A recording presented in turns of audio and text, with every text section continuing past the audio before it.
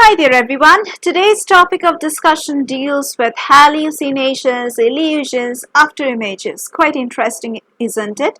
What do they reveal about perception? That's the question. So hallucinations, illusions, afterimages are phenomena that can reveal important insights about perception, specifically how our senses and cognitive processes work. So here's what each of these reveal. That is what we are going to discuss now about perception. Hallucinations. So what are hallucinations?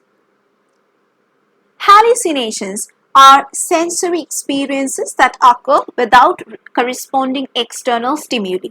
Now they can be auditory, visual, tactile, or related to other senses as well. Hallucinations reveal the brain's capacity to generate the sensory perceptions internally, even in the absence of external input.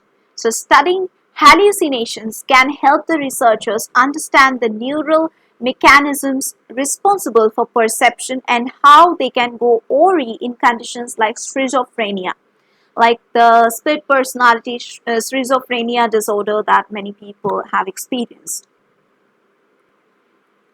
Next would be illusions. Now, illusions are misperceptions of external stimuli. They occur when the brain interprets the sensory information in a way that deviates from the objective reality. Illusions demonstrate that perception is not simply a direct reflection of external stimuli, but it is influenced by cognitive processes. It is also influenced by context and prior knowledge. Like studying these kind of illusions will definitely help the researchers to investigate how the brain processes the sensory information and how the cognitive biases can affect the perception.